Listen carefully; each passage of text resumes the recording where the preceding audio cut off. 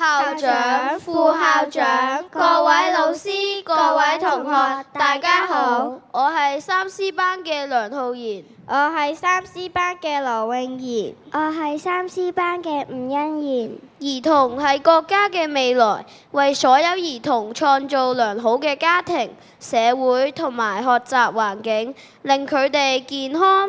快樂、幸福咁成長，一直係世界各國努力嘅目標。一年一度嘅6·1國際兒童節就係專門為兒童佢哋設立嘅節日。咁不如我哋一齊介紹6·1國際兒童節嘅由來啦。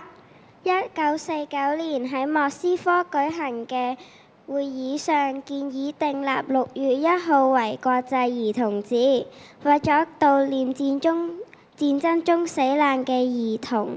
及保障世界各地兒童嘅生存權、保健權同受教育權，改善兒童嘅生活。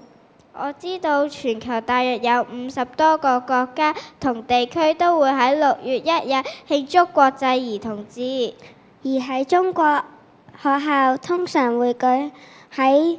兒童節當日或者提前一日舉辦唔同嘅活動，例如兒童嘅表演、宿營等等。喺中國，孩子們會收到禮物，而有啲機構會讓有孩子嘅家長有半天嘅假期，等佢哋有更多時間同孩子相處。6·1國際兒童節係一個專為兒童設計嘅節日，希望通過各種活動同埋慶祝，等孩子佢哋感受到愛與關懷，並且享受到屬於佢哋嘅歡樂。最後有幾句説話想送俾大家：黃金童年，少年如花，保障小孩，愛他